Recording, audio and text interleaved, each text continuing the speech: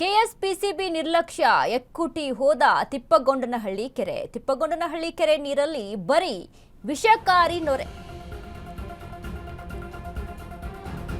ಕೆಎಸ್ಪಿಸಿಬಿ ನಿರ್ಲಕ್ಷ್ಯ ಎಕ್ಕುಟ್ಟು ಹೋದ ತಿಪ್ಪಗೊಂಡನ ಕೆರೆ. ತಿಪ್ಪಗೊಂಡನ ಕೆರೆ ನೀರಲ್ಲಿ ಬರೀ ವಿಷಕಾರಿ ನೊರೆ. ಇದು ಸಾಮಾನ್ಯ ನೀರಿನ ನೊರೆಯಲ್ಲ, ಕೆಮಿಕಲ್ ನೊರೆ. ಕಾರ್ಖಾನೆಗಳ ಕೆಮಿಕಲ್ ನೀರಿನಿಂದ ನೊರೆಯೋ ನೊರೆ. ಮಾರಕವಾಗಿ ಪರಿಣಮಿಸಿರುವಂತಹ ತಿಪ್ಪಗೊಂಡನಹಳ್ಳಿ ಕೆರೆ. ಜಲಚರಗಳಿಗೆ ಆಪತ್ತು, ಸುತ್ತಮುತ್ತಲ ಜನರಿಗೆ ರೋಗ ರುಜಿನ. ಕಾರ್ಖಾನೆಗಳ ಅಟ್ಟಹಾಸ ಜನ ಜಾನುವಾರಿಗೆ ಪ್ರಾಣ ಸಂಕಟ ಆಗಿದೆ. ಅರ್ಕಾವತಿ ಮತ್ತು ಕುಮದ್ವತಿ ನದಿ ಮೂಲಕ ಕೆರೆಗೆ ಕೆಮಿಕಲ್.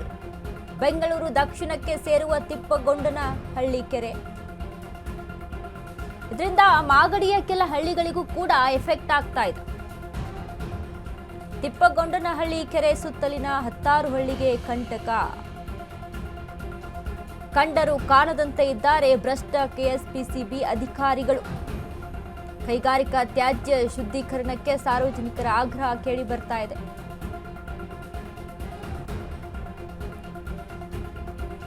ಕೆಎಸ್ಪಿಸಿಬಿ ನಿರ್ಲಕ್ಷ್ಯ, ತಿಪ್ಪಗೊಂಡನಹಳ್ಳಿ ಕೆರೆ ಎಕ್ಕುಟ್ಟಿ ಹೋಗಿದೆ. ನೀರಲ್ಲೆಲ್ಲ ವಿಷಕಾರಿ ನೊರೆ ಕಾಣಿಸ್ತಾ ಇದೆ. ಸಾಮಾನ್ಯ ನೀರಿನ ನೊರೆ ಎಲ್ಲ ಕೆಮಿಕಲ್ ನೊರೆ ಅಂತ ಕಂಡು ಬರ್ತಾ ಇದೆ. ಕಾರ್ಖಾನೆಗಳ ಕೆಮಿಕಲ್ ನೀರಿನಿಂದ ಕೆರೆ ಪೂರ್ತಿ ನೊರೆ ಕಾಣಿಸ್ಕೊಳ್ತಾ ಇದೆ. ಎಸ್ ನೋಡಿ, ಗಮನಿಸ್ತಾ ಇದೀವಿ ನಾವು.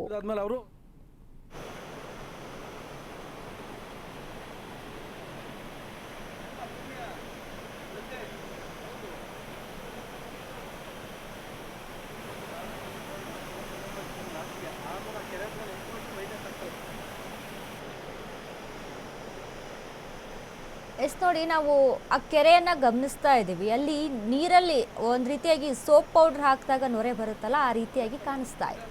ಸೊ ಇದರಿಂದ ಅರ್ಥ ಆಗುತ್ತೆ ಆ ನೀರಲ್ಲಿ ಕೆಮಿಕಲ್ ಅಂಶ ಮಿಕ್ಸ್ ಆಗಿದೆ ಅಂತ. ಇದರಿಂದ ಹಲವಾರು ಜಾನುವಾರುಗಳಿಗೆ, ಪ್ರಾಣಿಗಳಿಗೆ, ಪಕ್ಷಿಗಳಿಗೆ ಎಷ್ಟೆಲ್ಲ ತೊಂದರೆ ಆಗ್ತಾ ಇದೆ. ಕಾರ್ಖಾನೆಯಿಂದ ಬರುವಂಥ ನೀರು, ಕಾರ್ಖಾನೆಯಿಂದ ಬಂದಂಥ ಕೆಮಿಕಲ್ಲು ನೀರಿಗೆ ಅಲ್ಲಿ ಸೇರ್ಪಡೆ ಆಗ್ತಾ ಇದೆ. ಇದರಿಂದ ಆಗ್ತಾ ಇರುವಂಥ ತೊಂದರೆಗಳು ಹಲವಾರಿದೆ.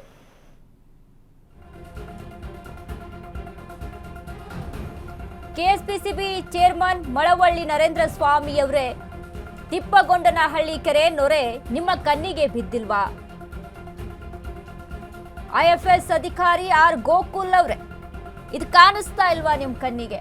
ತಿಪ್ಪಗೊಂಡನಹಳ್ಳಿ ಕೆರೆ ನೊರೆ ನಿಮ್ಮ ಕಣ್ಣಿಗೂ ಬಿದ್ದಿಲ್ವಾ? ಯಾವ ಅಧಿಕಾರಿಗೂ ಕಾಣಿಸ್ತಾ ಇಲ್ವಾ? ಕಾಡು ಮಂತ್ರಿ ಈಶ್ವರ್ ಖಂಡ್ರೆ ಅವರೇ, ನೀವು ಫುಲ್ ಬ್ಯುಸಿ ಆಗಿದ್ದೀರಾ.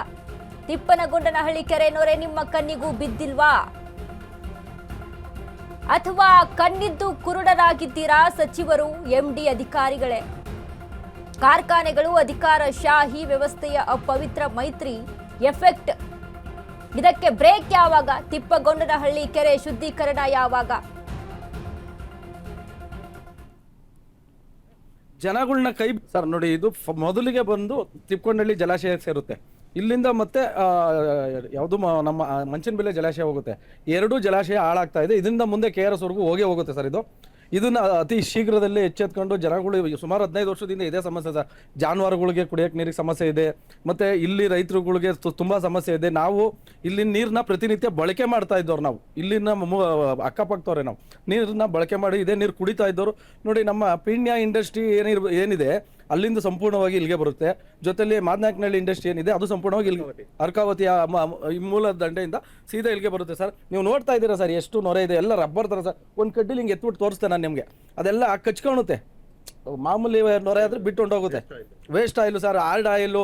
ಈ ಮಿಷಿನರಿಗಳಿಗೆ ಏನು ಹಾಕ್ತಾರೆ, ಆಯಿಲ್ಲು ಆ ಕೆಲಸ ಮುಗಿದಾದ್ಮೇಲೆ ಅವರು ಓಪನ್ ಮಾಡಿಬಿಟ್ಟು ಒಳಗಡೆ ಡ್ರೈನ್ ಮುಖಾಂತರ ನೀರನ್ನ ಇಲ್ಲಿಗೆ ಹರಿಬಿಡ್ತಾರೆ ಸರ್. ಪ್ರತಿ ವಾರದಲ್ಲಿ 2-3 ಟೈಮ್ ಅವರು ನೀರನ್ನ ಇದ್ರ ಜೊತೆಲಿ ಬಿಡ್ತಾರೆ. ಮಳೆ ಯಾವಾಗ ಬರುತ್ತೆ ಅವಾಗ ಈ ಥರ ಜಾಸ್ತಿ ವೇಸ್ಟ್ ವಾಟ್ರು ಜಾಸ್ತಿ ಬರುತ್ತೆ.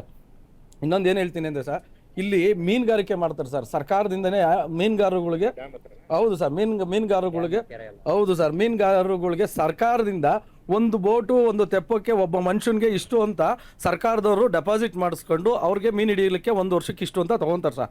ಅವ್ರಿಗೂ ಯಾವುದೇ ಸೂಕ್ತವಾದ ಪರಿಹಾರಗಳು ಯಾವುದೇ ತೊಂದರೆ ಸರ್. ಇಲ್ಲಿ ದನಕರು ನೀರು ಕುಡಿದ್ರೇ ಬದುಕಲ್ಲ, ಇನ್ನು ಮೀನು ತಿಂದರೆ ಬದುಕ್ತಾರ ಸರ್ ಜನಗಳು.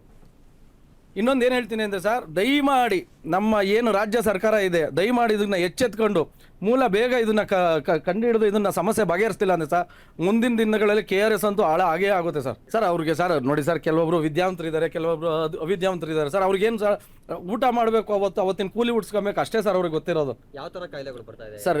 ಇಲ್ಲಿ ನೋಡಿ ಸರ್, ಇವಾಗ ಸರ್ಕಾರದವ್ರು ಹೇಳ್ತಾರೆ ನಾವು ಕ್ಯಾನ್ಸರ್ ನಿರ್ಮೂಲನೆ ಮಾಡೋಕ್ಕೆ ಎಲ್ಲ ಕಡೆ ಘಟಕಗಳು ಮಾಡ್ತಾ ಇದೀವಿ, ಅದು ಮಾಡ್ತಾ ಇದೀವಿ, ಇದು ಮಾಡ್ತಾ ಸರ್. ಮೊದಲು ಇಂಥವನ್ನೆಲ್ಲ ಮುಚ್ಚಲಿ ಸರ್, ಇಂಥವನ್ನೆಲ್ಲ ಫಸ್ಟು ಸಮಸ್ಯೆ ಬಗೆಹರಿಸಲಿ ಸರ್. ಸಮಸ್ಯೆ ಇದನ್ನು ಬಗೆಹರಿಸಿದ್ರೆ ಸರ್ ಕ್ಯಾನ್ಸರ್ ಅನ್ನೋದು ಯಾವುದು ಇರಲಿಲ್ಲ ಸರ್. ನಮ್ಮ